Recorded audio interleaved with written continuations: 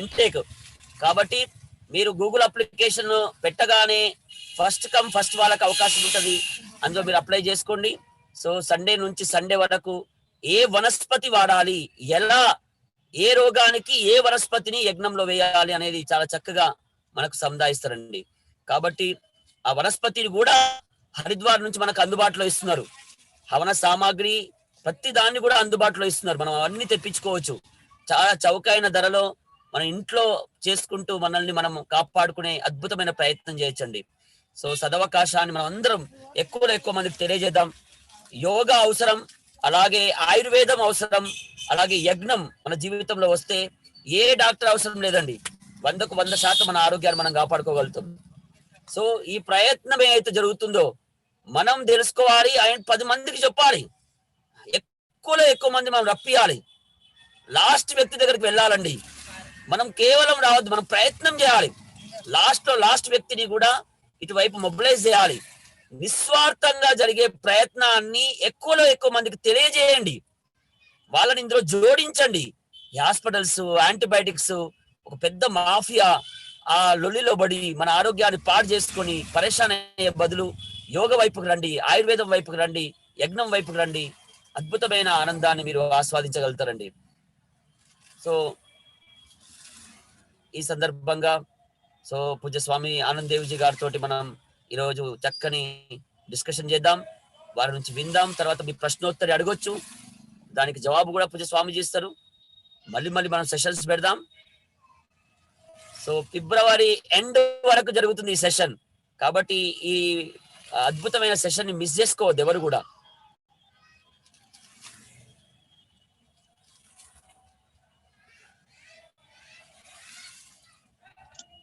ओम जी। ओम पूज्य स्वामी जी महाराज, तेलंगाना की ओर से आपको स्वागत। हम सब बहुत लकीस्ट लोग हैं, सीधा हरिद्वार से लाइव आपका जो सेशन हमको देखने को मौका मिला, आपका आशीर्वाद मिला। जिन्होंने हर फल संस्कृति के लिए, हर फल लोगों को उद्धार करने के लिए और साधना के लिए जीवन देते हैं, ऐसे स्वामी जी की शिष्य आप हमें हमारे बीच में आना और हमें आशीर्वाद देना हमारे लिए बहुत बड़ी चीज है। आपको पूरा तेलंगाना की ओर से सभी एक साथ हाथ जोड़कर ओंकार के साथ पूज्य स्वामी आनंद देव जी को स्वागत करेंगे। ओम।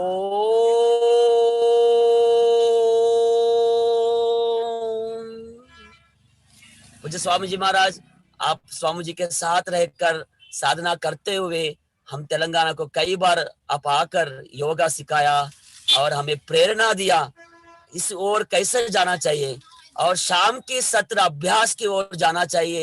एक बीज डाला और उसका रूप ही है। जब शुरू हुआ, जब से आज तक हर रोज चल रहे हमारे जो अभ्यास वर्ग आयुर्वेद अभियान, ये जो सेशन है हर रोज चल रहे। आज भी कई जिलाओं से, निजामाबाद, आदिलाबाद, करीमनगर, हैदराबाद, कई जिला से प्रतिनिधि के रूप जुड़ गया है। आज आपके माध्यम से हम समझेंगे योगा, आयुर्वेद और यज्ञ, ये तीनों चीज जो स्वामी जी ने हमको देते हैं, ये तीनों चीज हमारे एवरीडे लाइफ में उसकी प्राधान्यता क्या है। सो कमिंग संडे भी हम यज्ञ करने वाला है। इससे पहले आपसे जानने का अच्छा मौका मिला। सो मैं समय का एक सेकंड यूज करते हुए डायरेक्ट ओवर टू पूज्य स्वामी आनंद देव जी के साथ देता हूँ आज का सत्र आगे बढ़ाने के लिए। पूज्य स्वामी जी महाराज। सभी को सादर प्रणाम। और हमारे आदरणीय भाई किशोर जी, उनको विशेष आभार, कृतज्ञता। इतना अच्छा माहौल तैयार करके रखा है तेलंगाना में, जो हरिद्वार से हजारों किलोमीटर दूर तो है, परंतु हरिद्वार की मानो योग की, यज्ञ की, आयुर्वेद की गंगा सीधा हरिद्वार से तेलंगाना में आ रही है। आदरणीय किशोर जी के पुरुषार्थ से, जैसे भागीरथी जी के पुरुषार्थ से गंगा स्वर्ग से धरती पर उतर के आई थी, वैसे ही हमारे बहुत पुरुषार्थी और बड़े बड़े संकल्प लेने वाले और संकल्प को सिद्ध करने वाले अपने पुरुषार्थ से हमारे आदरणीय किशोर जी, उनकी पूरी टीम, हमारे परम आदरणीय श्रीधर राव जी, राज्य प्रभारी और सभी कार्यकर्ता, उनको मैं सादर नमन करता हूं। उनके पुरुषार्थ को कृतज्ञता पूर्वक, विनम्रता पूर्वक उनको प्रणाम करता। और हमारे साथ सभी तेलंगाना से और महाराष्ट्र से भी, अन्य अन्य जगह से जो भी साधक साधिका जुड़े हैं, उन्हें भी सादर प्रणाम, सबको नमस्ते। आइए अभी सीधे बैठ करके एक बार ओमकार और गायत्री का उच्चारण करेंगे, मन को शांत करते हुए। बहुत ही सुंदर भजन के साथ सत्र की शुरुआत की बहन जी ने, बहुत ही मधुर भजन था। आइए उसी आनंद को निरंतर रखते हुए प्रभु का नाम ओमकार का जप करते हैं।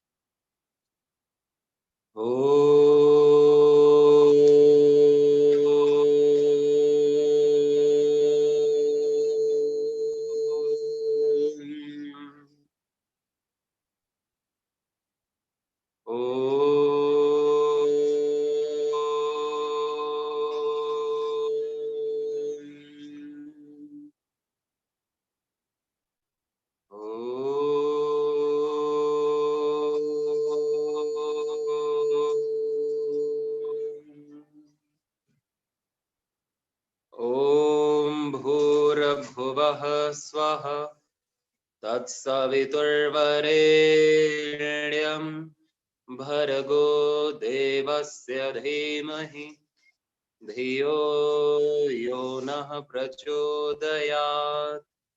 ओम त्र्यंबकं यजामहे सुगंधिं पुष्टिवर्धनम् उर्वारुकमिव बन्धनान् मृत्योर्मुक्षीयमामृतात्। ओम सहना भवतु सहनौ भुनक्तु सह वीर्यं करवावहै तेजस्विनावधीतमस्तु मा विद्विषावहै। ओम असतो मा सद्गमय तमसो मा ज्योतिर्गमय मृत्योर्मामृतं गमय। ओम शांति शांति शांतिः। ओम श्री परमात्मने नमः। ओम श्री गुरुभ्यो नमः। ओम सर्वेभ्यो नमः। गुरुदेव को प्रणाम करते हुए सभी आचार्य, ऋषि, मुनि, योगी, साधु, संत, तपस्वियों को विनम्रता पूर्वक, श्रद्धा पूर्वक प्रणाम करते हुए आज हम सत्र प्रारंभ करते हैं। अभी अभी यहाँ पर अग्निहोत्र जहां मैं बैठा हूं वहां पर किया गया पूज्य स्वामी यज्ञदेव जी के द्वारा, और बहुत ही सुगंधित वातावरण है इस स्थान का, बहुत ही पवित्र वातावरण है। और इसमें हम बैठने से ही आध्यात्मिक अंतःकरण बनता है। आध्यात्मिक वातावरण में बैठने से ही आध्यात्मिक अंतःकरण बनता है। तो आज जो विषय रखा आदरणीय किशोर जी ने कि योग, यज्ञ और आयुर्वेद का हमारे जीवन में क्या, इसका क्या स्थान है, क्या लाभ है, क्या वैज्ञानिकता है। तो निरंतर आप लोगों का सत्र महीने से चल रहा है और आप निरंतर सायंकाल आयुर्वेद की महिमा तो सुन ही रहे हैं लोगों से। और सुनना क्या, ये तो हमारी परंपरा में है। हमारे दादा दादी, नाना नानी, कोई भी रोग होता था तो डॉक्टर के पास नहीं भागते थे। और पहले इतने सारे डॉक्टर थे भी नहीं, इतने क्लिनिक्स भी नहीं थे, इतने मल्टी स्पेशल जो हॉस्पिटल खुले हैं वो भी नहीं थे, इतने केमिस्ट भी नहीं थे, और ना तो इसकी जरूरत भी थी। इतने सारे रोग भी नहीं थे। आज जितने अस्पताल खुल रहे हैं उतने रोग भी बढ़ रहे हैं। और कोरोना जैसी महामारी तो आज सबने देख ही लिया कितना सबको परेशान किया है। लेकिन इस कोरोना महामारी जिसका किसी के पास पूरे विश्व इसमें परेशान हुआ और इसकी दवाई नहीं खोज पाया, उसकी दवाई भी आयुर्वेद से निकली। परम पूज्य स्वामी जी महाराज, श्रद्धेय आचार्य श्री महाराज ने सबसे पहले कोरोना की औषधि का फॉर्मूला पूरे विश्व को दिया कि आप गिलोय का सेवन करें, अश्वगंधा का सेवन करें, आप तुलसी का, हल्दी का, काली मिर्च का सेवन करें सम्यक मात्रा में, तो कभी भी कोई भी वायरस आपके अंदर प्रवेश नहीं करेगा इन औषधियों के सेवन से। और यदि वायरस अंदर प्रवेश कर भी गया है तो भी उसे बाहर निकालने की क्षमता इन औषधियों में, किसी भी प्रकार के बुखार की, किसी भी प्रकार के वायरल फीवर की, ये बेजोड़ औषधि है जिसको WHO ने भी माना, जिसको आयुष मंत्रालय ने भी माना, और फिर आयुष मंत्रालय ने भी अपनी गिलोय और अश्वगंधा युक्त अपने प्रोडक्ट्स निकाले बाद में। परंतु इसके पहले ही जैसे ही कोरोना महामारी एकदम प्रचंडता से व्याप्त थी, सब लोग डरे हुए थे, तो वैसे ही हमारे सारे कार्यकर्ताओं ने गिलोय को बांटना, गिलोय के काढ़े को बांटना, जगह जगह जाकर जो कोरोना के सेंटर बनाए थे पेशेंट के, वहां पुलिस वालों को देना, दफ्तरों में जाकर के देना, योग सिखाना। इससे लाखों लोगों की ही नहीं, करोड़ों लोगों की जान बची है। और अपने वो तनाव से, जो लॉकडाउन में घर में बंद थे और तनाव हुआ, उससे उनको मुक्ति मिली इसी योग और आयुर्वेद से। और यज्ञ जो जानते थे उन्होंने यज्ञ किया। मैं भी 3 महीने लॉकडाउन में रहा महाराष्ट्र के एक छोटे से गांव में। वहां पर हमने भी भगवत कृपा से, गुरु कृपा से 3 महीने यज्ञ किया, योग किया, वातावरण बहुत सुगंधित पुष्टिवर्धक बनाया। तो ये जो हमारी संस्कृति का प्रतीक है, और हमारी संस्कृति का मतलब हमारी नहीं, पूरे विश्व की संस्कृति, या प्रथमा संस्कृति विश्ववारा। वेद कहते हैं ये प्रथम संस्कृति है और विश्व की संस्कृति है। ये कोई भारत की संस्कृति ही नहीं, और ये केवल भारत में केवल हिंदुओं की ही संस्कृति नहीं, और केवल हिंदुओं में भी एक विशेष पंथ की संस्कृति नहीं है। सा प्रथमा संस्कृति विश्ववारा, ये प्रथम संस्कृति पूरे विश्व की मूल संस्कृति है और सत्य संस्कृति, जो प्राकृतिक नियमों पर, सत्य ऋत नियमों पर आधारित है। हमारे ऋषि परम ज्ञान को प्राप्त एक वैज्ञानिक ही थे, जिनको आज साइंटिस्ट कहते हैं। ज्ञान विज्ञान की पराकाष्ठा में पहुंचे हुए उन्होंने इन विद्याओं का, इन विधाओं का आविष्कार किया और एक ऐसी परंपरा बनाई कि ये हम तक पहुंच सके। आज लाखों साल बाद भी योग हम तक पहुंचा है। योग दर्शन, वेद, उपनिषद, गीता, ब्राह्मण ग्रंथ, यज्ञ की विधि हम तक पहुंची है, आयुर्वेद हम तक पहुंचा है। तो इसका पूरा श्रेय जाता है हमारी परंपरा को, हमारी गुरु शिष्य परंपरा को, हमारी पितृ परंपरा को, हमारी गोत्र परंपरा को, जिसको आज के लोग, जो नए युवा पीढ़ी है, वो इसको ज्यादा महत्व नहीं देती। तो इसका खामियाजा भी फिर उन्हें भुगतना पड़ रहा है, रोगों से, तनाव से, परेशानियों से, दुखों से। तो ये अपनी मिट्टी की विद्या, इससे यदि व्यक्ति जुड़ करके रहेगा, अपने मूल से जुड़ करके रहेगा, तो जीवन में कभी उससे भूल होगी ही नहीं। जिस नैनो टेक्नोलॉजी की आज बात की जा रही है, उसी नैनो टेक्नोलॉजी पर ही आधारित यह योग यज्ञ की विद्या है कि कैसे अन्न को सूक्ष्मतम बना करके, जो अन्न की शक्ति है, जो प्राण की शक्ति है, जो अन्न में प्राण की शक्ति है, उसको कैसे अग्नि में डाल करके उसके तत्व को विघटित करके, उसके एटम्स को तोड़ करके कैसे वो हमारे भीतर जाकर के हमारी ऊर्जा को बढ़ाते हैं, हमारे अंदर जो विकार हैं, मानसिक रोग हैं, तनाव है, अनिद्रा है, कुछ भी बुराई है उसको नष्ट करते हैं और कैसे हमको पोषण देते हैं। और केवल हमको ही नहीं, इस वातावरण को पोषित करते हैं, आसपास के पेड़ पौधों को पोषित करते हैं, आसपास के तालाब, कुएं, नदी को पोषित करते हैं, आसपास की धरती को, आसपास के कीट पतंगों को, हर योनि को पोषित करता है। क्योंकि परमाणु इतना सूक्ष्म हो जाता है कि वो हवा के माध्यम से चारों ओर फैलता है और वो वातावरण में पेड़ भी श्वास ले रहे हैं, पशु पक्षी भी, हर कोई प्राण से ही तो जिंदा है, बिना प्राण लिए तो कुछ भी नहीं है ना। सब प्राण ले रहे हैं, बिना प्राण के तो धरती टिक ही नहीं पाएगी। जो जड़ है या चेतन है, सबके अंदर प्राण शक्ति है, चेतन शक्ति है, सर्वव्यापक शक्ति है।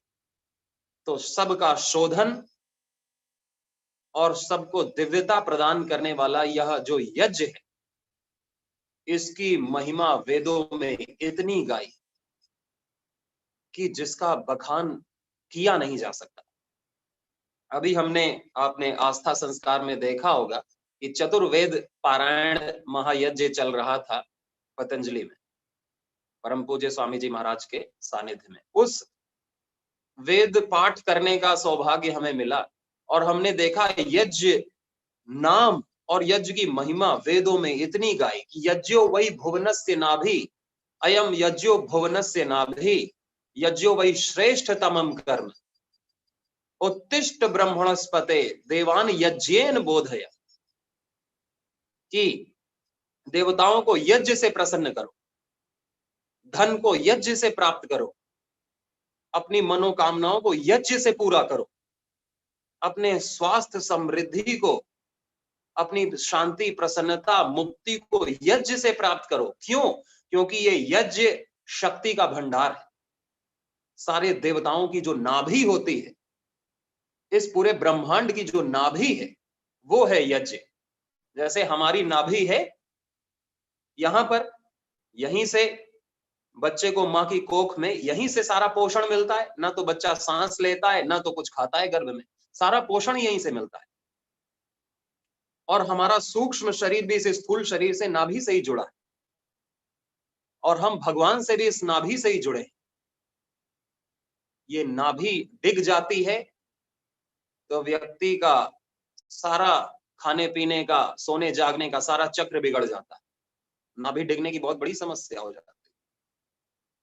और कोई यदि रावण को देखा ही था कि उसका सर भी काट दिया तो वो जीवित था, तो फिर लास्ट में विभीषण ने बताया कि कहां पर वार किया जाए? नाभि पर। नाभि जो सेंटर ऑफ ग्रेविटी होता है शरीर का, केंद्र बिंदु होता है। नाभि जो है केंद्र बिंदु है और इस ब्रह्मांड का केंद्र बिंदु क्या बताया गया? यज्ञ। यज्ञ जितना हमको देखने में सरल आसान लगता है, उससे कहीं सूक्ष्म है यज्ञ के लाभ, जिसकी हम कल्पना नहीं कर सकते।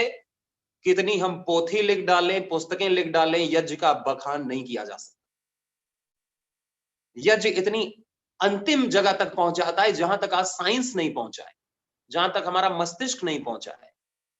लेकिन यही बात है कि हमें श्रद्धा होगी तो लाभ पूरा मिलेगा यज्ञ का। श्रद्धावान लभते ज्ञानम। अब कोई जहर खाए तो जहर खाएगा तो मरेगा ही, भले ही वो माने या ना माने। जहर है और वो कहे कि मैं नहीं मरूंगा और वो खा ले, तो क्या वो नहीं मरेगा? वो तो मरेगा ही मरेगा। गुड़ खाएगा तो मीठा लगेगा ही लगेगा। इसी तरह यज्ञ करेगा तो लाभ तो होगा ही होगा। वातावरण पवित्र होगा। जो घर में जितनी नकारात्मक ऊर्जा है, नेगेटिव एनर्जी है, जो स्ट्रेसफुल वातावरण बन गया है घर में किसी कारण से, कोई रोगी रहता है, कोई क्रोधी व्यक्ति रहता है, कोई हिंसक व्यक्ति रहता है, कोई तनाव लेता है, बहुत तामसिक ध्वनियां रहती हैं, तो घर का वातावरण पूरा वाइब्रेशन चेंज हो जाता है। वो सूक्ष्म वाइब्रेशन कोई रूम फ्रेशनर से ठीक नहीं होता है। रूम फ्रेशनर से तो और केमिकल घुल जाएंगे, एल्कोहलिक केमिकल्स घुल जाएंगे हमारे शरीर में भी, वातावरण में भी, और निगेटिविटी नहीं जाती है, सुगंधी कितनी भी छिड़क ली जाए। वो सारी सूक्ष्मतम जो दुर्गंध है, जो नकारात्मक ऊर्जा है, जो आसुरी ऊर्जा है, वो सारी ऊर्जा यज्ञ दूर करता है, यज्ञ दूर करता है निगेटिविटी को। और यज्ञ एक ऐसा वातावरण बना करके रखता है कि लंबे समय तक परिवार पे कोई भी आंच नहीं आती। किसी भी विषाक्त हवा की या विषाक्त किसी के विचार की, विचार भी प्रभावित करते हैं हमारे जीवन को। यदि हमारे बारे में कोई बुरा सोच रहा है, वो हमारे जीवन को कहीं ना कहीं प्रभावित करेगा, उसकी वाइब्रेशंस हम तक पहुंचेंगी। अब कोई योगी व्यक्ति है, बहुत ही मनोबल मजबूत है उसका, तो नहीं करेंगी, लेकिन कोई कमजोर है और कोई उसके बारे में निरंतर उसके पड़ोसी अड़ोसी या कोई भी उसके शत्रु बुरा सोचते हैं, तो वो सोच वाइब्रेशंस भी आकर के हिट करती, उन सारी नकारात्मक ऊर्जा से, बुरी नजरों से, बुरी ताकतों से, आसुरीय ताकतों से, राजसिक तामसिक काम क्रोध आदि विकारों से यज्ञ हमारी रक्षा करता है, हमारे अंदर से भी, हमारे बाहर से भी। ये आज हमें सीखने की, करने की और दूसरों को कराने की आवश्यकता है। यज्ञ हम नहीं करेंगे तो इसमें यज्ञ का कोई नुकसान नहीं, ना भगवान का कोई नुकसान है।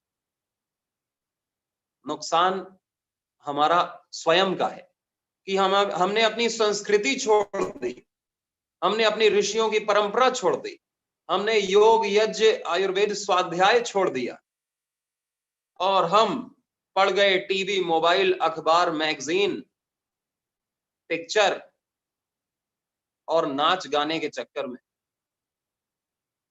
वो भी, उसकी बुराई नहीं कर रहा हूं, लेकिन यदि अपने मूल को छोड़ दिया, जड़ उखड़ गई, तो वो पेड़ सूखना ही सूखना है।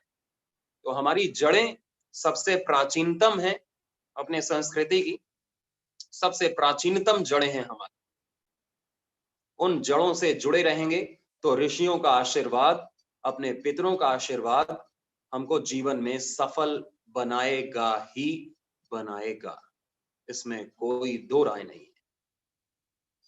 कोई भी दोष, व्यक्ति परेशान हो जाता है खा खा के दवाइयां और ज्योतिषों के चक्कर लगा लगा के, अपना राशि फल अखबार में पढ़ पढ़ के, और भी पता नहीं क्या टैरो कार्ड और अंगूठी पहनना और कोई पत्थर विशेष लकी चार्म रखना या कुंडली बनवाना या कोई और भी किसी को तेल चढ़ाना, कहीं किसी मरे हुए आदमी के कब्र में चादर चढ़ाना, कहीं कुछ ना कुछ आदमी जहां जो सुना वो करता है,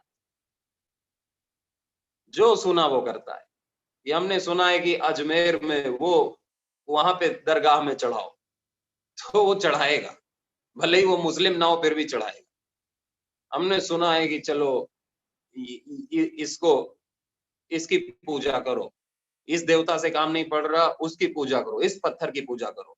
अरे ये पत्थर विशेष नहीं, वो जो पहाड़ में ऊपर पत्थर है, 100 किलोमीटर 1000 फीट की जो ऊंचाई पे वो जो पत्थर है, वहां पर जाके पूजा करो तो वहां पे काम बने। अरे वहां भी काम नहीं पड़ा तो फिर तो और 2000 किलोमीटर आगे एक और पत्थर है, वहां पे जाकर के पूजा करके आओ, वहां पे काम बनेगा। अरे भगवान सर्वव्यापक है, भगवान थोड़ी एक जगह बैठा हुआ है, भगवान सर्वव्यापक, सबका है, हर जगह है, सबके लिए है। हम उसको सुने तो, उसकी आज्ञा को सुने तो, उसकी आज्ञा है वेद में, उसकी आज्ञा बताता है वेदज्ञ गुरु, और गुरु कहता है सीधे सीधे तुम यज्ञ करो और कराओ। योग करो और कराओ, वेद पढ़ो और पढ़ाओ, ज्ञान प्राप्त करो और कराओ, और भगवान को सब में देखो, ऐसी भावना करो कि गरीब में भी वही ईश्वर है जो अमीर में है, और सबके साथ यथा योग्य प्रीति पूर्वक न्याय अनुसार व्यवहार करो, तो उसके तो हृदय में भी जिसका मन चंगा, तो कठौती में गंगा। तो भगवान तो खुद चल के आते हैं, और चल के क्या आते हैं, वो तो हर जगह है ही। बस अपने मन को परमात्मा के मन के अनुकूल बनाना, प्रभु की इच्छा के अनुकूल अपनी इच्छा रखनी, हमको मनमानी नहीं करनी।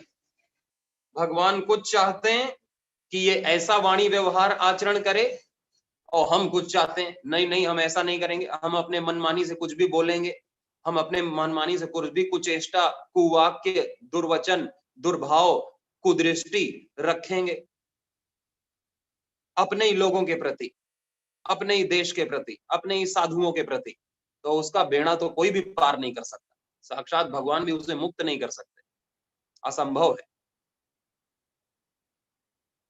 असंभव। तो हमको किसी को भी परेशान नहीं होना,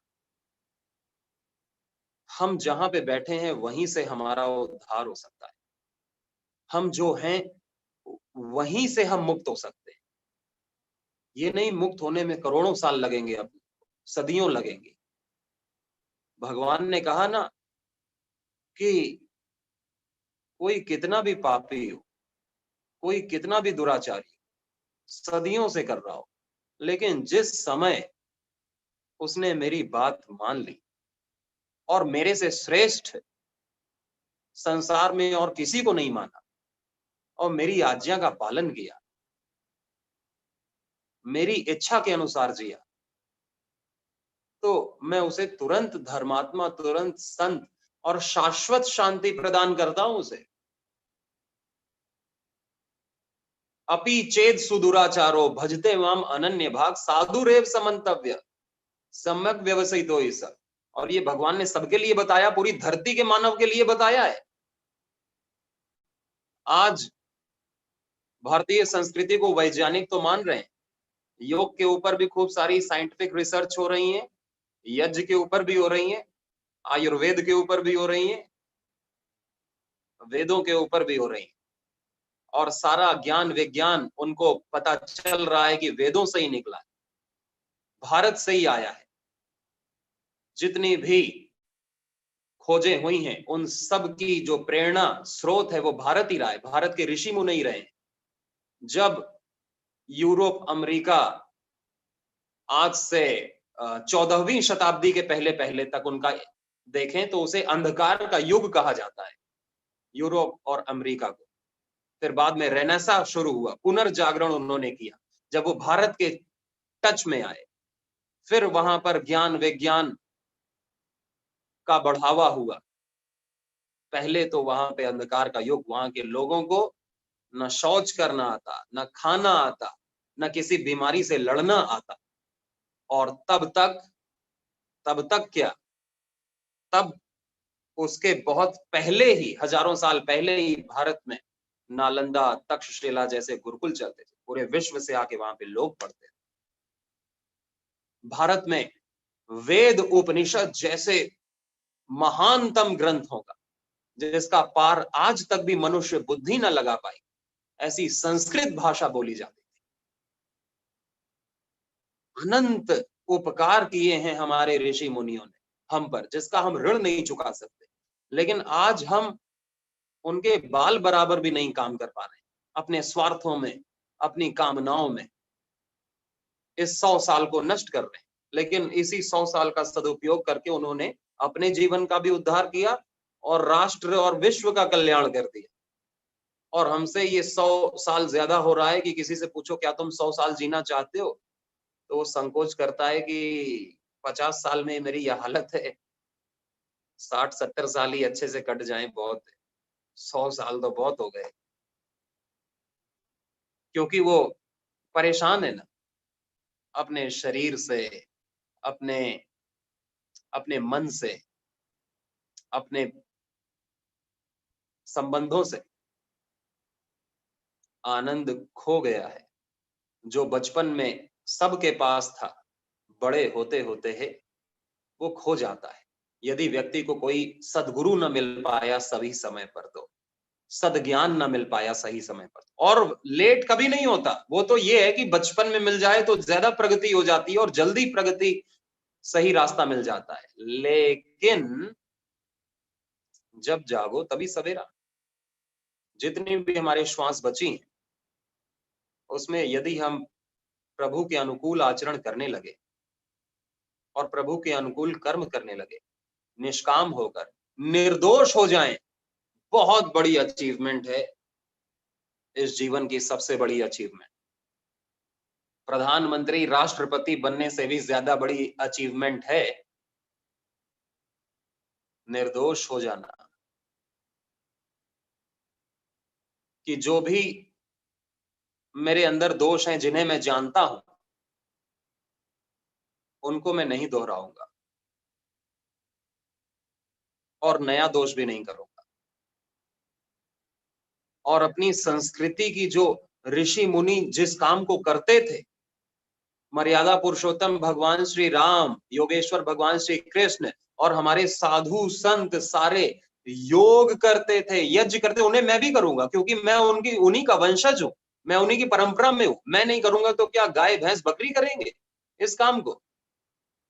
मैं यदि शास्त्र को नहीं समझूंगा और वैसा आचरण नहीं करूंगा, तो क्या इंग्लैंड से महारानी आएगी उसको करने के लिए? मान लो उसने कर भी लिया इंग्लैंड की महारानी, तो हमारे कौन से लाभ का है? वो तो उसका उद्धार होगा यदि उसको वो करेगी, तो उसको भगवान सद्बुद्धि दें। तो विदेश से लोग आकर के यज्ञ का प्रचार कर रहे हैं, विदेश से लोग आकर के हरिद्वार ऋषिकेश में योग सीख रहे हैं, नेचुरोपैथी कोर्स कर रहे हैं, यज्ञोपैथी कोर्स कर रहे हैं और अपने यहां जाकर के उसका प्रचार कर रहे हैं और लाखों करोड़ों रुपए का टर्नओवर कमा रहे हैं। आयुर्वेदिक जो मार्केट है इतनी तेजी से बढ़ रहा है कि कोई भी आयुर्वेदिक कंपनी का सामान यदि व्यक्ति बनाने लगे, तो कितनी भी प्राइस रखेगा, वो इंग्लैंड में भी बिकेगा, अमेरिका में भी बिकेगा, चाइना में भी बिकेगा, हर जगह बिकेगा। लेकिन पता नहीं क्यों हमें ही ऐसा भर दिया गया है शिक्षा के माध्यम से, ऐसी ग्लानि और घृणा अपने प्रति हो गई है, अपने इतिहास के प्रति, कि हम जानते नहीं और जो जानते हैं वो सही नहीं जानते और उसके प्रति हमारी आस्था श्रद्धा नहीं हो पाती। तो बहुत बड़ा कार्य परम पूज्य स्वामी जी महाराज कह रहे हैं, पुनर्उत्थान योग यज्ञ आयुर्वेद वैदिक शिक्षा का, स्वदेशी का बहुत बड़ा उत्थान। लेकिन जिनकी बुद्धि विपरीत हो गई है, विनाश की ओर चल रही है, वो इसी का विरोध कर रहे हैं। लोग भारतीय संस्कृति की ओर मुड़ रहे हैं, विदेशी भारतीय संस्कृति की ओर मुड़ रहे हैं, यहां आकर्षित हो रहे हैं, और भारत वाले जो उनकी छोड़ी गई संस्कृति है अनसाइंटिफिक, उसकी तरफ मुड़ रहे हैं। और फिर जब बच्चे बड़े हो जाते हैं तो माता पिता फिर सर पर हाथ रख लेते हैं, मैं क्या करूं, समय से सोता नहीं, समय से जागता नहीं, हमारे पास आता नहीं और रोगी हो रहा है। बहुत ही दया करुणा करते हैं उनके ऊपर, रोते हैं, लेकिन फिर क्या किया जाए? समय रहते ही सही शिक्षा देना बहुत जरूरी है। तो व्यक्ति के पास पुण्य होगा, सामर्थ होगा, तो धन तो वो कमा सकता है।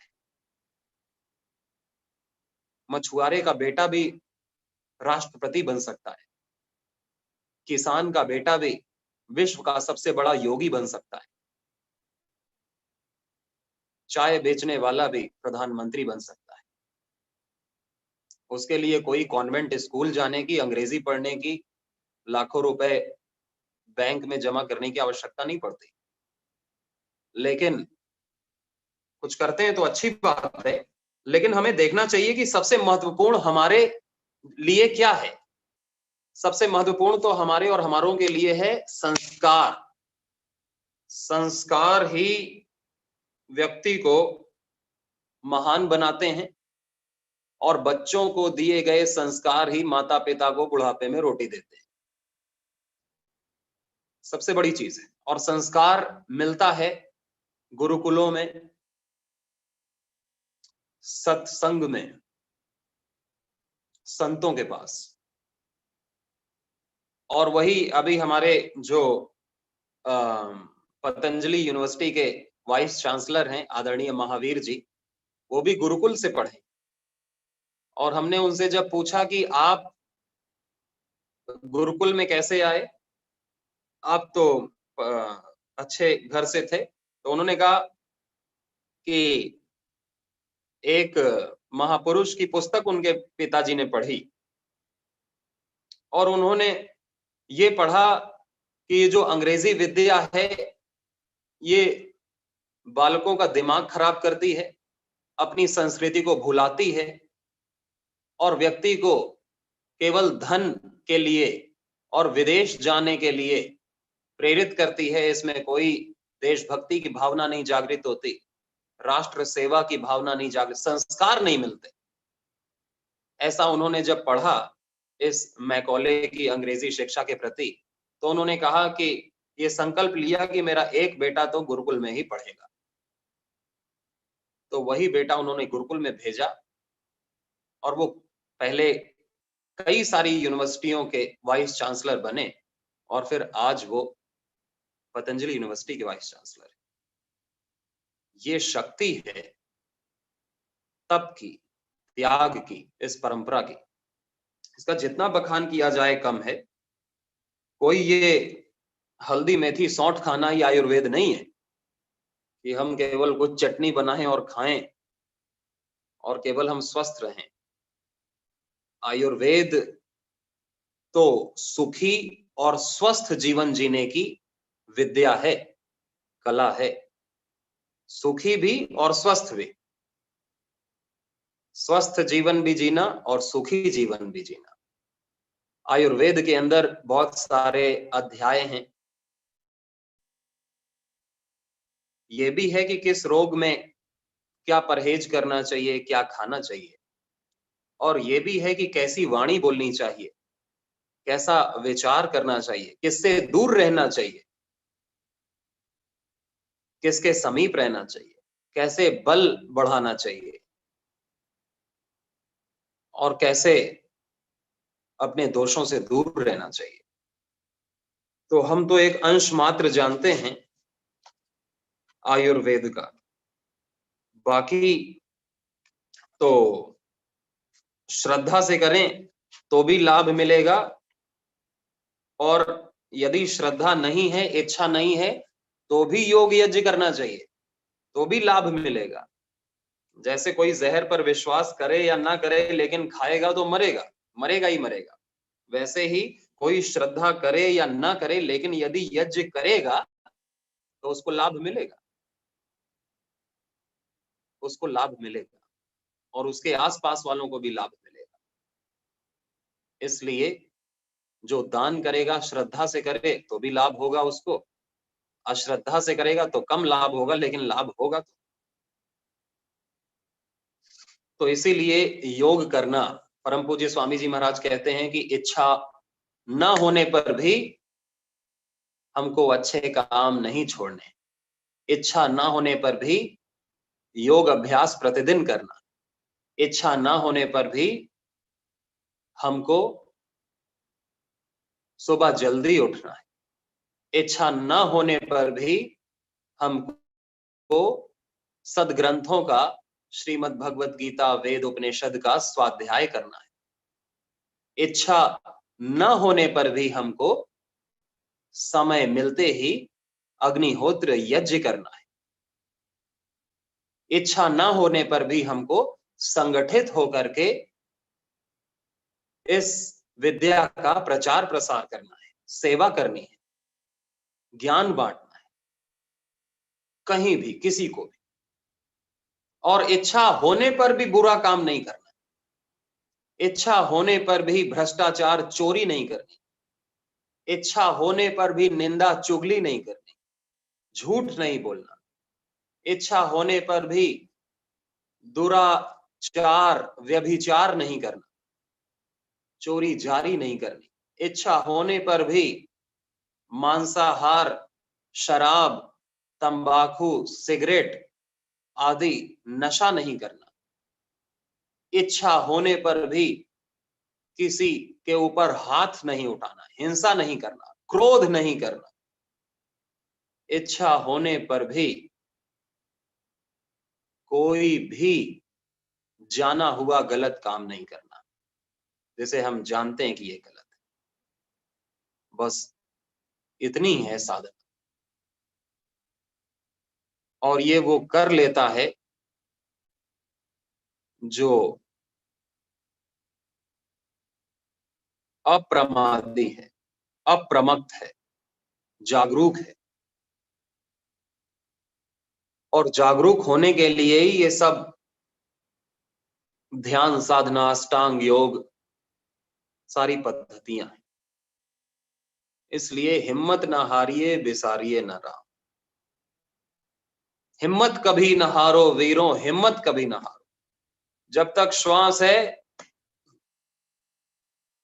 लगे रहना है उन्नति के लिए, सत्य के ग्रहण में लगे रहना है और असत्य के त्याग में लगे रहना है।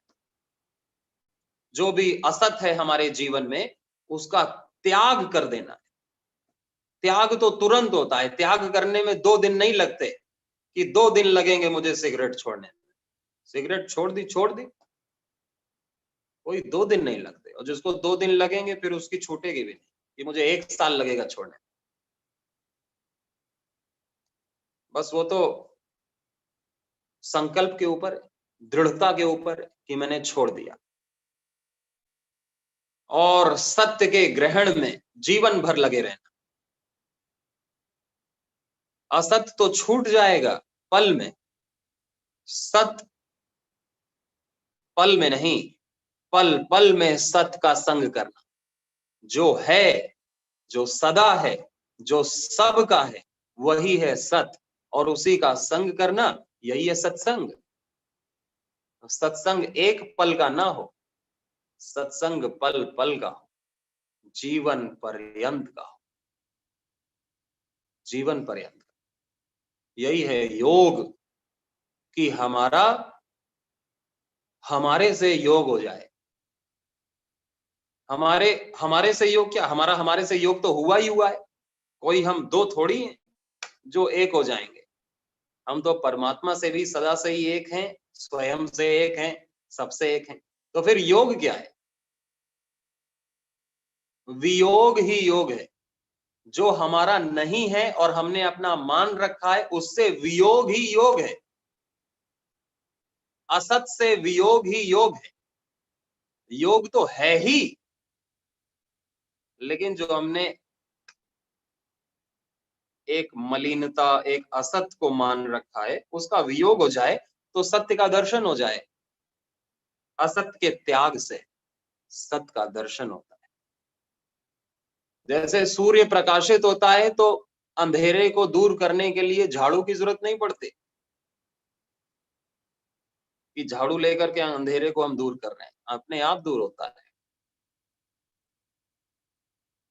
दिया जलाने से प्रकाश अपने आप, ऐसे ही असत से दूर होने से सत्य अपने आप प्रकाशित होता है। और यही तो महर्षि पतंजलि ने योग दर्शन में कहा कि ततः क्षीयते प्रकाश आवरणम। प्राणायाम करने से प्रकाश का आवरण क्षीण हो जाता है। और प्रकाश का आवरण क्षीण होगा तो क्या होगा? प्रकाश उद्भासित हो जाएगा चारों तरफ और जीवन सफल होगा।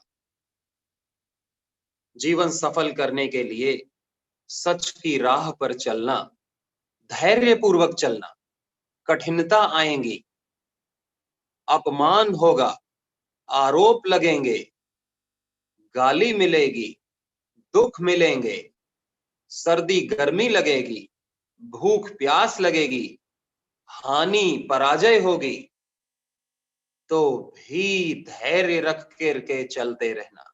आलस से प्रमाद आएगा, मन कभी खराब हो जाएगा, मन दुखी हो जाएगा, बहुत सारे विकार घेर लेंगे और धोखे मिल जाएंगे, लेकिन फिर भी लगे रहना, सत्य पथ पर चलते रहना, धीरे धीरे ही सही चलते रहना और कभी भी बुराई को न लेना, बुराई को छोड़ देना, सब ध्यान ही नहीं देना उस तरफ। इसलिए राम भजन, ओम भजन, सत्कर्म, सेवा, यही योग है। कर्म योग कहें, भक्ति योग कहें, ज्ञान योग करें, सब योग है। अपने कर्तव्यों का पालन करते रहना। किसके लिए? प्रभु के लिए। क्या पाने के लिए? कुछ पाने के लिए नहीं, कुछ पाने के लिए नहीं, प्रभु के लिए, इस जगत को सुंदर बनाने के लिए, इस जगत को निर्व्यसनी बनाने के लिए, स्वस्थ बनाने के लिए, सुखी बनाने के लिए। अपने लिए क्या चाहिए? अपने लिए कुछ नहीं चाहिए, हम तो पूर्ण हैं। हमको जितना चाहिए उतना तो भगवान दे ही रहा है, उतना तो मिल ही रहा है, और ज्यादा की कोई कामना है नहीं। हाँ, दूसरों को पास खूब हो, ज्यादा से ज्यादा हो सबके पास, सभी समृद्ध हो। ऋषियों ने अपना जीवन तो एक जोड़ी कपड़े में बिता दिया, अपना जीवन तो एक घास फूस की कुटिया में बिता दिया, अपना जीवन तो 4x6 के कुटिया में बिता दिया, जंगल में बिता दिया। अपना जीवन तो पेड़ के पत्ते खा करके, पानी पी करके बिता दिया, लेकिन फिर भी इस संसार को जो वो दे के गए हैं अपना ज्ञान, उसका मूल पूरा संसार मिल करके भी नहीं चुका सकता।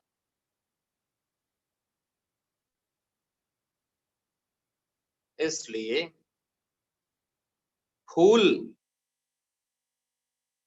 जब तक कांटों के बीच में रहता है तभी तक वो महकता है, और कांटों से दूर चला जाए तो मुरझा जाता है, किसी को पसंद नहीं आता। कांटों का महत्व तो है। तो ये संघर्ष, ये हमको तप करने का मौका देते हैं। यदि किसी का अपमान ही ना हो तो फिर तप कैसा? यदि किसी के जीवन में दुख ही ना आए तो फिर तप कैसा? और भगवान तो तप को ही भोगता है। यज्ञ तपसाम भोक्तारम, भगवान ने कहा मैं दो चीज को भोगता हूं, एक यज्ञ और एक तप। यज्ञ तपसाम भोक्तारम, सर्वलोक महेश्वरम, अहम हृदय सर्वभूतानाम ज्ञात्वा माम शांतिम ऋच्छति। तो भगवान तो उन्हीं को चाहता है जो हर परीक्षा में सफल होते हैं, जो हर प्रकार के सुख दुख मान सम्मान हानि लाभ से विचलित नहीं होते, निष्पृह रहते, अनुद्विग्न रहते, सम रहते हैं, और अपनी निष्ठा को कभी नहीं छोड़ते, अपने कर्तव्य को कभी नहीं छोड़ते, अपने सत्य को, अपनी श्रद्धा को कभी नहीं छोड़ते। अंतिम श्वास तक उनकी जान भी चली जाए तो भले ही पूजा पाठ ना करते हो, लेकिन भगवान के रास्ते पर चलते हैं और दूसरों को चलने के लिए अपना जीवन लगाते हैं, दूसरों को चलाने के लिए। सच काम किया जग में जिसने, उसने प्रभु नाम लिया न लिया। अपने ही मन को किया वश में, वो चारों ही धाम गया न गया। जिसके भाषण में झूठ नहीं, जो मस्त रहे अपनी धुन में, वो गुरु का मंत्र लिया न लिया। तो ये तो गीत है राष्ट्र संत टुकड़ो जी महाराज का। उन्होंने ऐसा करके गए और उनके जैसे कितने ऋषि मुनि करके गए, और ये ऋषियों की धरती है भारत भूमि। और यहीं से ज्ञान विज्ञान चारों तरफ फैला है। जहां तक आज भी विज्ञान नहीं पहुंच पाया, उस प्राण तत्व तक तो आज WHO भी नहीं पहुंच पाया। हेल्थ ऑर्गेनाइजेशन, जो विश्व हेल्थ, पूरे विश्व के हेल्थ का जिसने ठेका ले रखा है, वो प्राण के बारे में नहीं जानता। ना तो कोई उनका जो कोर्स करते हैं, डॉक्टर बनते हैं, वो भी प्राण के बारे में नहीं जानते, जबकि प्राण तो सबसे मुख्य और सबसे बेसिक तत्व है। प्राणायाम के बारे में कोई नहीं बताता, केवल केमिकल्स के बारे में, ये केमिकल खाओ, स्टेरॉइड्स खाओ, पेन किलर्स खाओ, डायलिसिस कराओ, ऑपरेशन कराओ। अब जो उन्होंने सीखा है वही बताएंगे, लेकिन समझदारी, सावधानी में ही समझदारी है, और समझदारी हम सब दिखाएं। और जरूरत है अपने को पुनः वेदों की ओर लौटने की, संस्कृति की ओर लौटने की, अपनी जड़ों से दोबारा से जुड़ने की, और फिर से वही शक्ति हम सबको प्राप्त होगी जो पूर्वजों को प्राप्त थी, और वैसा ही भारत सोने की चिड़िया और विश्व गुरु दोबारा बनेगा, हमारे अपने मूल से जुड़ने से। तो ये कोई साधारण प्रशिक्षण शिविर नहीं है कि जिसमें आपको 2-4 रोगों की जड़ी बूटियां बता दी जाएं और हमारा काम चलता रहे।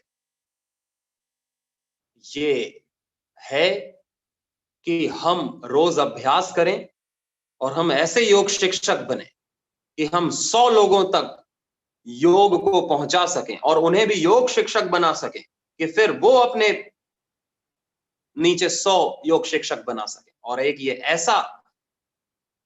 ये आंदोलन चले कि बच्चा बच्चा योगी हो, क्योंकि हमारे भगवान कृष्ण, भगवान राम, गौतम बुद्ध, महावीर, हमारे सारे संत ऋषि मुनि सभी योगी थे, कोई भी भोगी नहीं था, सभी योगी थे।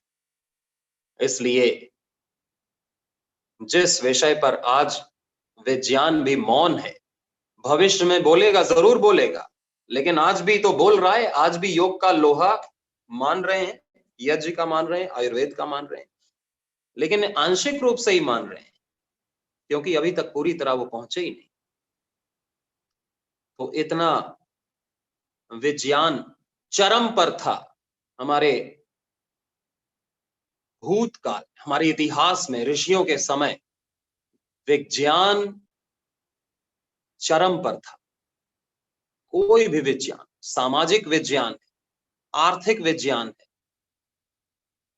या राजनैतिक विज्ञान, या स्वास्थ्य विज्ञान है, तकनीक है, सब चरम पे। और ऐसी थी जिससे प्रकृति को कोई हानि नहीं, जिससे प्रकृति का भी लाभ है और मनुष्य का भी लाभ है, दोनों के लाभ है।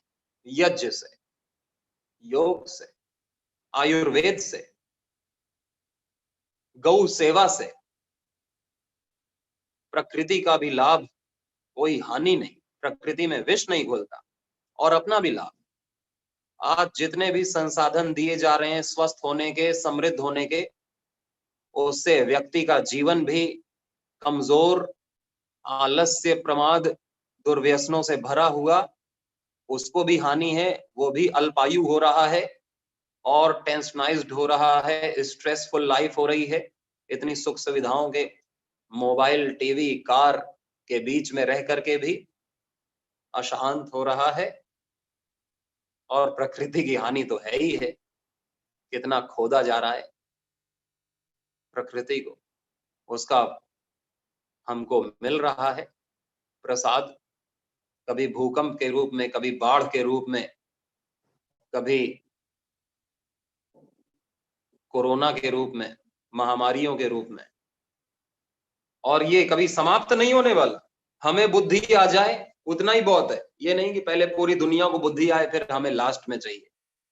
हमें बुद्धि आ जाए तो हम अपनी और अपनों की रक्षा कर सकते हैं, अपने अपने समाज, और मिल जाए तो अपने राष्ट्र की रक्षा कर सकते हैं। जैसे कि जो सबसे कम प्रभावित हुआ है इस महामारी में, उस देश का नाम है भारत। अपने आयुर्वेद और योग के दम पर, अपनी प्राचीन संस्कृति के दम पर, क्योंकि ये सबको पता है कि बुखार हो जाए, नजला हो जाए तो तुलसी खानी ही खानी है, हल्दी लेनी ही लेनी है, अदरक काली मिर्च लेनी ही लेनी है, गिलोय लेनी ही लेनी है। ये बच्चे बच्चे को ज्ञान है, ये कोई नया ज्ञान नहीं है जो अभी दिया जा रहा है, ये सदा से ज्ञान है। लेकिन उसको छोड़ करके पैरासिटामोल खाने लगना, ये अज्ञान है, अनसाइंटिफिक वे है। हाँ, इमरजेंसी हो तो बात और है। योग को छोड़ देना और सुबह लेट उठना, ये बड़े होने का प्रतीक नहीं, ये अज्ञान है।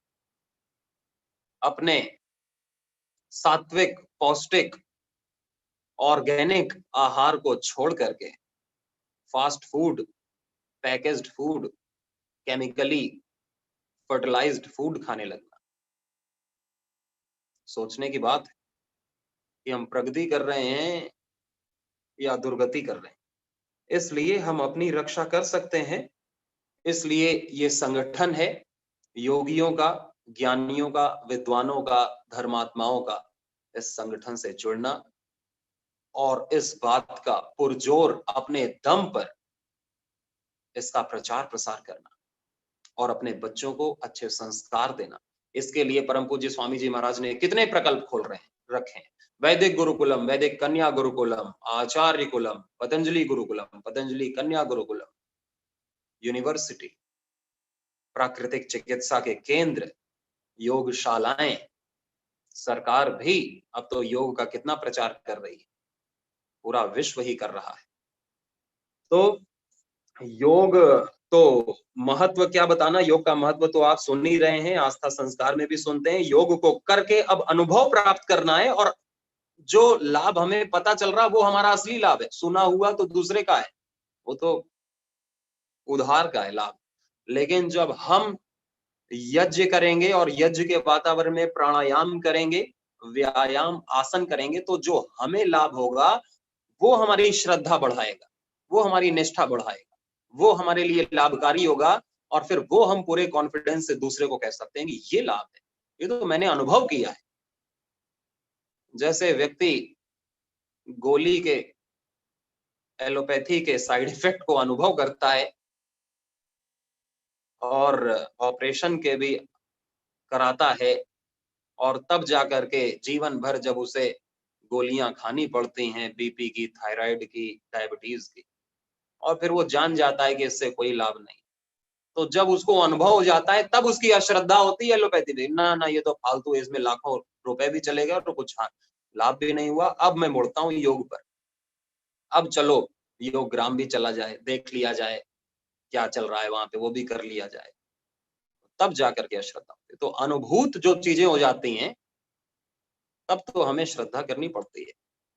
तो बुराइयां भी हमने अनुभव कर ली हैं तो उसे उसमें अश्रद्धा हो जानी चाहिए।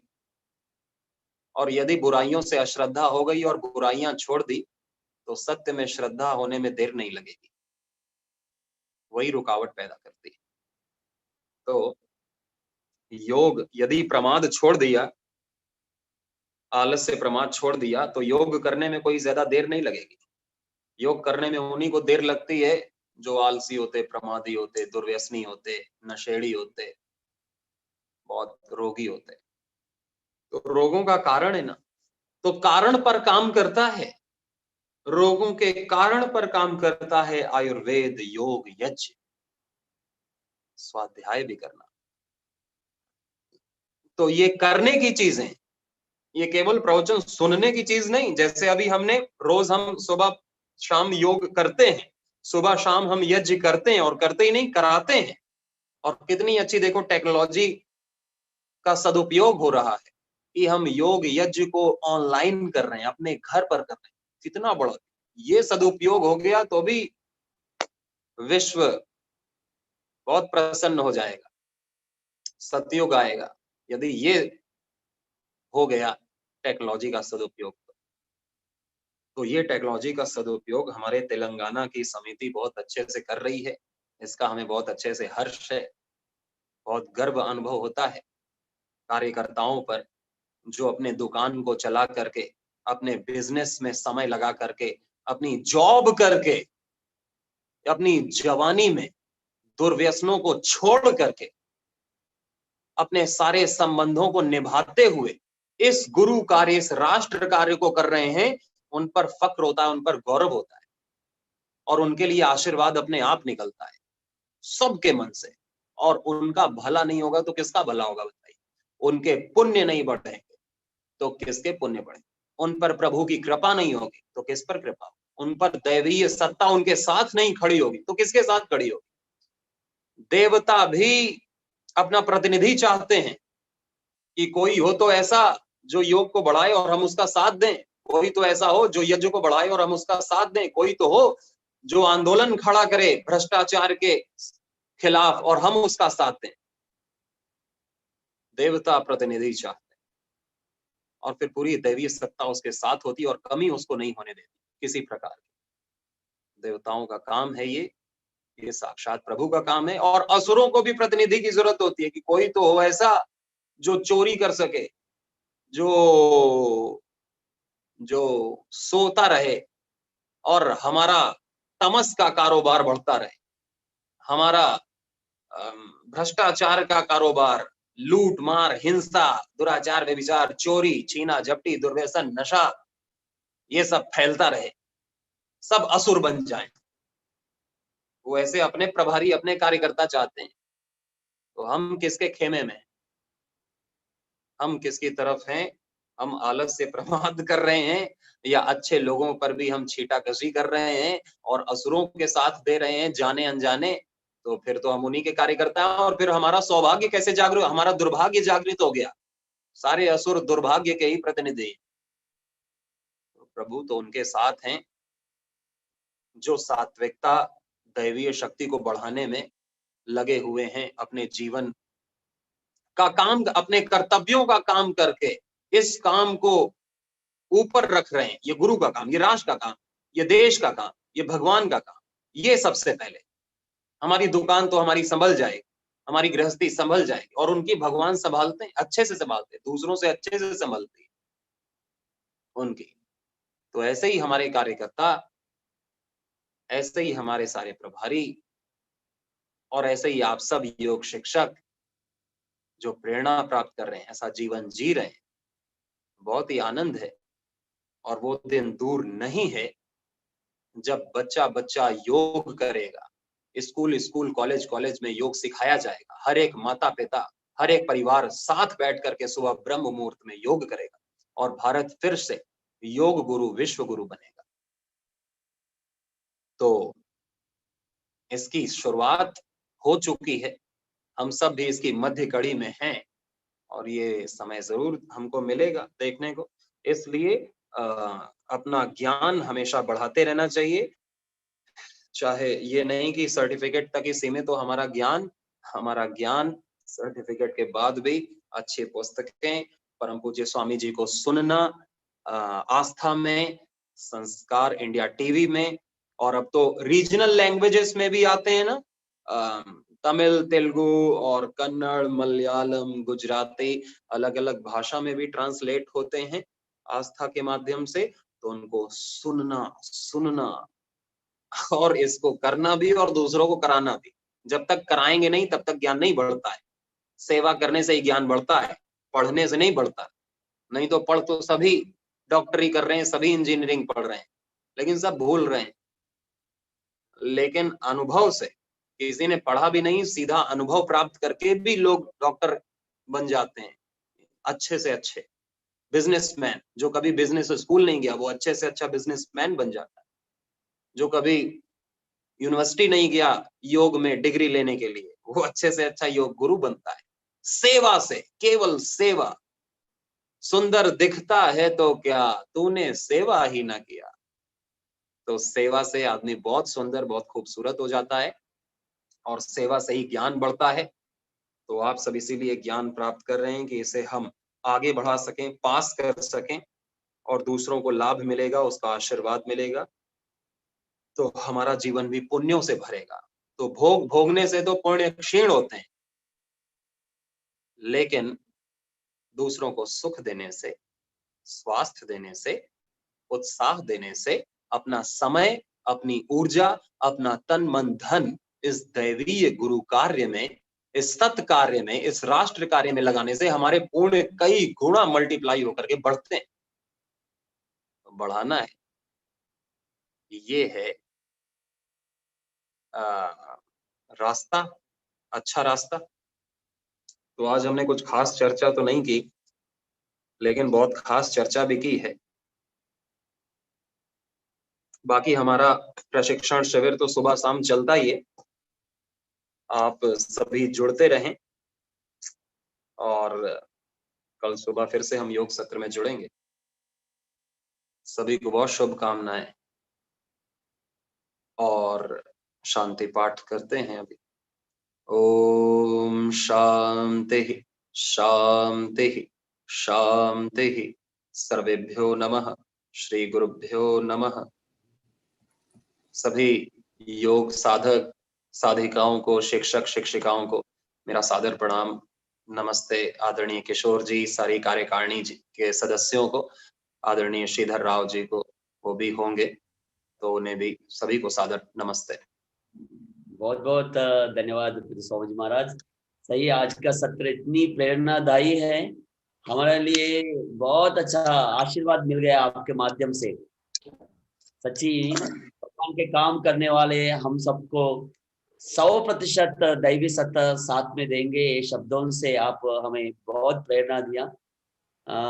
कई लोगों को थोड़ा सा हिंदी भाषा का तो तकलीफ होंगे, मैं अलग सेशन में उसका डिस्कशन में फिर ये इसका ట్రాన్స్లేషన్ కరుంగా। సో అందరికీ సూచన ఏంటంటే ఈ రోజు సెషన్ ని మనం తర్వాత రేపటి దాంట్లో ట్రాన్స్లేషన్ లో పెడదాం। कल का सत्र में थोड़ा सा ट्रांसलेशन के साथ पूज्य स्वामी जी ने जिस तरीके से हमें आशीर्वाद दिया उसको रखेंगे। अगर पूज्य स्वामी जी महाराज आप अगर अनुमति देंगे तो किसी को भी प्रश्न है तो एक दो लेंगे साथ में, अच्छा मौका है अगर आपका जी, एक दो प्रश्न रख सकते हैं। సో ఎవరికైనా ప్రశ్నలు ఉంటే మీరు ప్రశ్న అడగచ్చండి। किसी को भी अगर प्रश्न है आप प्रश्न पूछ सकते हैं, मैं सबको अनम्यूट करूंगा, एक दो प्रश्न लेंगे, ज्यादा नहीं, क्योंकि स्वामी जी महाराज का समय बहुत ही बिजी होगा, फिर भी समय दिया है तो थोड़ा सा उसका उठाएंगे। సో जिसी को भी पूछना है, ఎవరికైనా ప్రశ్న అడిగేది ఉంటే మీరు హ్యాండ్ రేజ్ చేయండి। राज पुरोहित जी अनम्यूट कीजिए,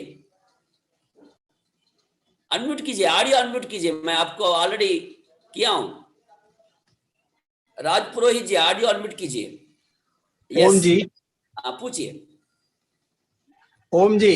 आप पूछिए, पूछिए, सुनाई दे, पूछिए। स्वामी जी प्रणाम। आप पूछिए, स्वामी जी सुन रहे, पूछिए आप। स्वामी जी हवन अपन रोज कर सकते हैं या नहीं? रोज कर सकते ना हवन तो? ओम। स्वामी जी आप अनम्यूट कीजिए ऑडियो, पूछिए स्वामी जी महाराज। जी, हम प्रतिदिन हवन कर सकते हैं, प्रातः काल भी कर सकते हैं और सूर्य ढलने पर सायंकाल भी कर सकते हैं। जब समय मिले तो हम प्रतिदिन भी कर सकते हैं, दैनिक हवन कर सकते हैं। धन्यवाद। सो अभी जो रविवार से होने वाला है सुबह, और सुबह का सत्र संडे से संडे हम 8 दिन करेंगे।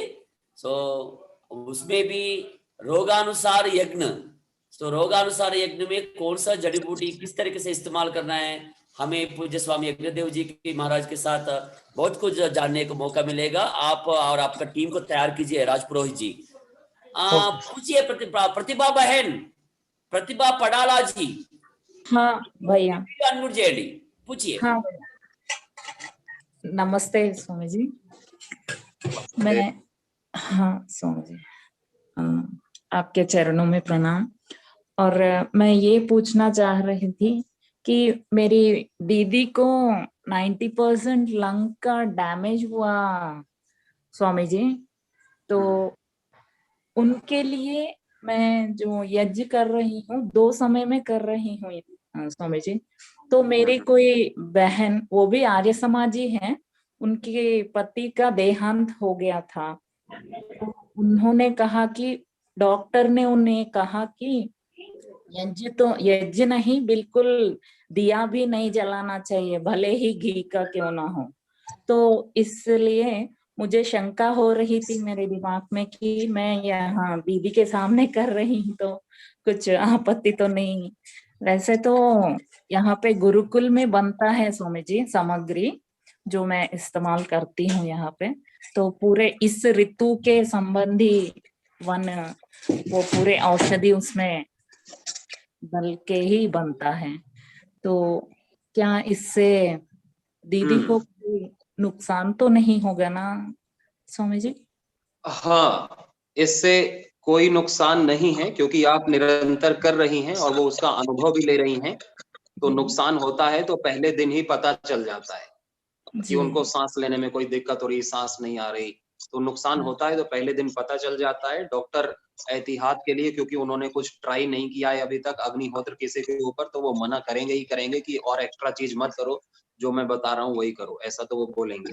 हाँ। लेकिन यज्ञ का लाभ कई साधकों ने अपने फेफड़ों के ऊपर, तो सबसे ज्यादा लाभ होता है प्राणायाम का। और यज्ञ की धुनी में जो प्राणायाम करते हैं गुग्गल डाल करके और श्वसारी डाल करके, अपने श्वसारी काढ़ा भी आता है, उसको जी। डाल करके जब उसके धूम्र में हम भस्त्रिका करते हैं, अनुलोम विलोम करते हैं, तो बहुत प्रभाव पड़ता है। साथ में आप कोरोनिल लीजिए, जो कोरोनिल किट है वो भी हाँ। फेफड़ों पर लाभ करेगी।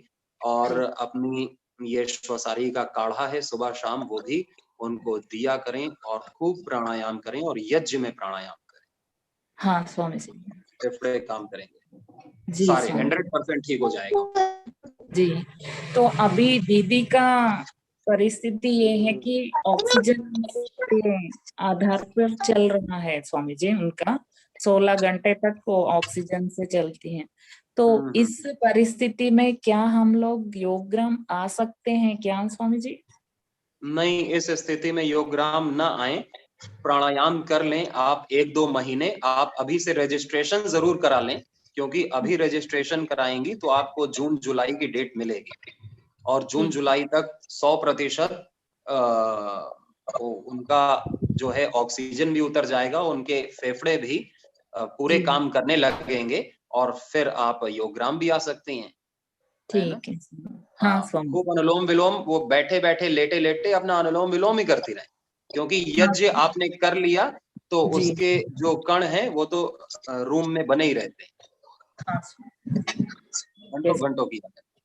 जी स्वामी जी, बहुत बहुत धन्यवाद। दीदी दूसरा चीज क्या है, आप जो जड़ी बूटी डाल रहे हैं, मेरे ख्याल से पूज्य स्वामी यज्ञदेव जी और जो अब मुंबई का जो टीम है, जो स्पेशल सामग्री जो बनाया है, कुछ विशेष वो बनाया होगा, उसका अगर जानकारी लेकर अगर मंगवा के वो भी इस्तेमाल करेंगे तो बहुत अच्छा रहेगा। पूज्य हाँ स्वामी हाँ, आप क्या उस बोलते हैं? स्वसारी डाल रहे भैया। बढ़िया। हाँ, विशेष अभी सत्र यज्ञ के होंगे, उसमें और जानकारी मिल जाएगी। हाँ हाँ, ठीक। संडे का टाइम में। हाँ हाँ बहुत बहुत ठीक है। धन्यवाद। पूछिए विश्वनाथ महाराज जी, महाजन जी पूछिए। ओम स्वामी जी, आपको शतकोटि प्रणाम। स्वामी जी, मेरा खुद का अनुभव है। मेरा मित्र का एक उसका बीबी को एक्चुअली कैंसर 4th स्टेज में था, लास्ट स्टेज में। बाद में हॉस्पिटल से वो तंग होके बहुत दीनावस्था में था। बाद में मैं थोड़ा सजेशन दिया, क्योंकि अपना तो एक अंतिम प्रयत्न करेंगे बोल के, तो वो लोगों को हर दिन यज्ञ करने के लिए बोला और गायत्री मंत्र और महामृत्युंजय मंत्र 21 बार करने के लिए बोला।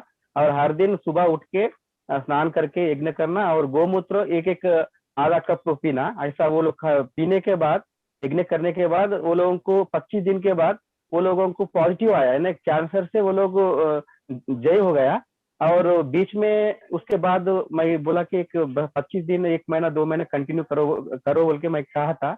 बाद में वो लोग बीच में 1 बार 2-3 बार ऐसा नॉनवेज वैसा खा लिया करते, और वो लोगों को थोड़ा प्राइमरी स्टेज में आ गया ये कैंसर को।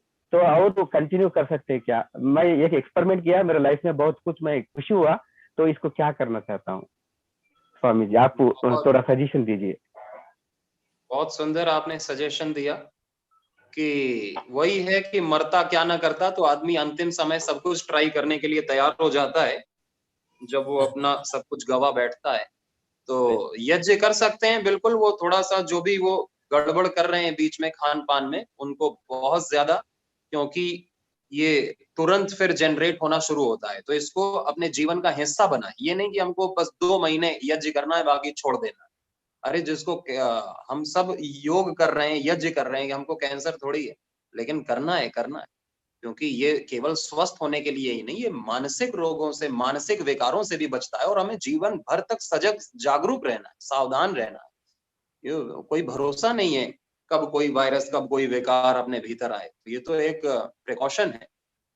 तो वो करते रहें, योग कर सकते हैं निरंतर, परहेज रखें, परहेज बहुत जरूरी है। अपना गिलोय, तुलसी, एलोवेरा, गौमूत्र जो आप दे रहे हैं उनको, व्हीट ग्रास, वो जरूर उनको देते रहें। ये सब बहुत अच्छी औषधियां हैं अपने कैंसर के लिए, चाहे वो गौमूत्र हो या एलोवेरा है, गिलोय है, तुलसी है, और अपना गाजर है, बीट है, आंवला है, कैरेट, और ये हल्दी है, लहसुन है, टमाटर है, इसको मिक्स करके उसको जूस भी देते हैं। तो ये जितना रॉ फूड खाएंगे ना, उतना नेचुरल उनका शरीर डिटॉक्सिफाई हो जाएगा, और जितना भी अंदर कचरा है वो सब निकलेगा। सब्जियों के जूस से फल ले सकते हैं, अंकुरित खाएं, अगर सूट कर रहा है अंकुरित तो अंकुरित भी खाएं, और नेचुरल फूड खाएं, और यज्ञ करें, योग करें खूब, 2-3 घंटे सुबह, 2-3 घंटे शाम को करें, प्राणायाम ज्यादा करें। बहुत अच्छा स्वामी महाराज। विश्वनाथ धन्यवाद। महाजन, आप अभी जो रविवार से शुरू होने वाला है, ये मौका को इस्तेमाल कीजिए। आपका निजामाबाद और रुद्रपुर के ओर से कितने परिवार को जोड़ने वाला है, कितने परिवार को जोड़ने वाला है, इसके ऊपर आप ध्यान कीजिए, क्योंकि बार बार मौका नहीं मिलता है। सीधा पूज्य स्वामी जरूर जरूर जो होने वाला है, इसमें ज्यादा लोगों को अपने को जोड़ना है। बहुत बहुत धन्यवाद। राज रेड्डी जी पूछिए, राज रेड्डी जी। ओम ओम स्वामी जी, ये यज्ञ जो पेशेंट रहने का रूम में करना, बाजू रूम में करना, क्लैरिफिकेशन चाहिए। हाँ, पेशेंट के रूम में करना यज्ञ। धन्यवाद। ठीक है, विराम दें। सभी को ओम, सभी को नमस्ते।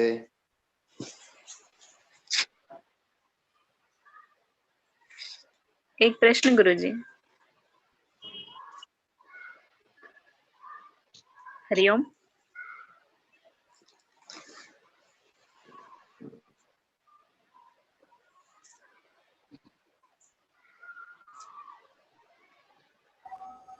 गुरुजी, मैडम।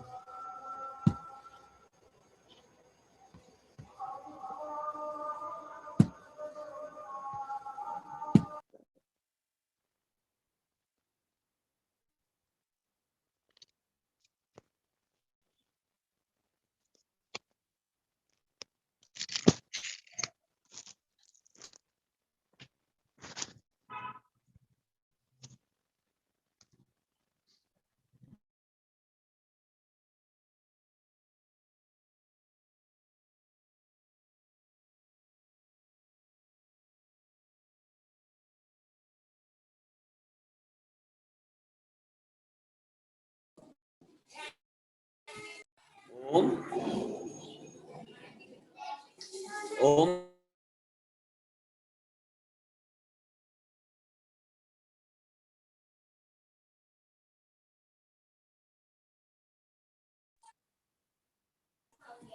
రాజిరెడ్డి గారు లైన్ లో ఉన్నారా అండి?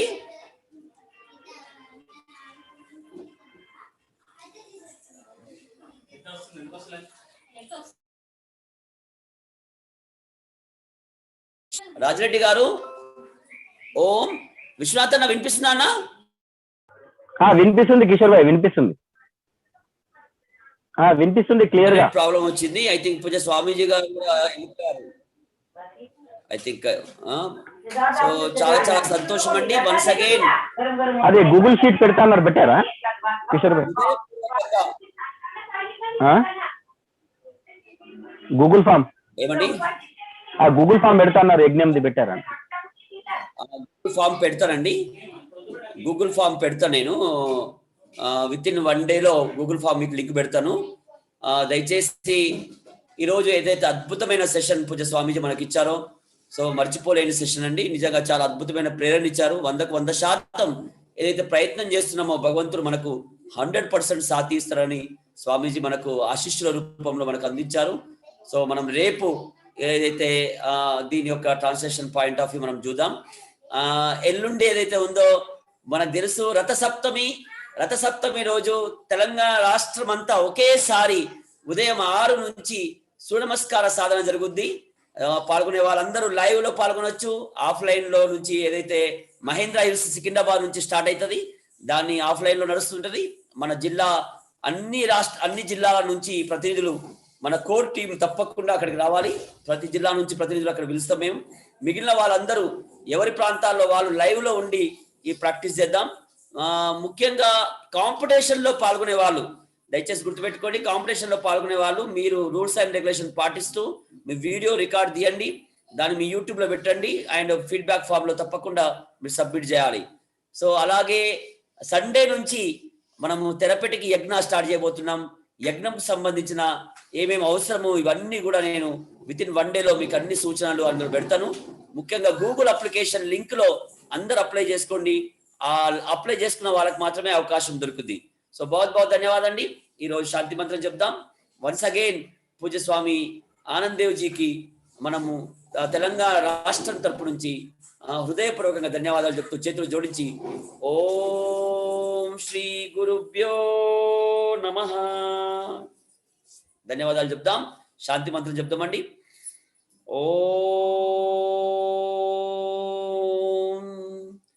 ఓం ద్యౌ శాంతి अंतरिक्षगम शांति पृथिवी शांति आपा शांति ओषधया शांति वनस्पतया शांति विश्वे देवा शांति ब्रह्मा शांति सर्वगो शांति शांतिरेवा शांति सामा शांतिरेधि ओम शांति शांति शांति చేతులు జోడిద్దాం. ఓం శ్రీ గురుభ్యో నమః సర్వే జనా సుఖినో భవంతు. बोलो भारत माता की जय. गौ माता की पालन करेंगे, अपने अपने माता पिता की जय, सब साधु संतन की जय, गुरु परंपरा की जय. वंदे मातरम, वंदे मातरम. बोलो स्वतंत्र भारत माता की जय. अंदर की ధన్యవాదాలండి. శుభరాత్రి. మళ్ళీ రేపు కలుద్దాం. రేపు సాయంత్రం కూడా as it is ayurvedic Abhiyan లో మరి ఒక కొత్త అంశంతో మనం కలుద్దాం.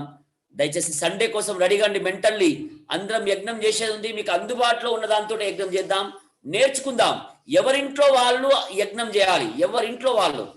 సో గూగుల్ అప్లికేషన్ లింక్ నేను పంపిస్తాను, దయచేసి అందులో అందరూ అప్లై చేసుకోండి.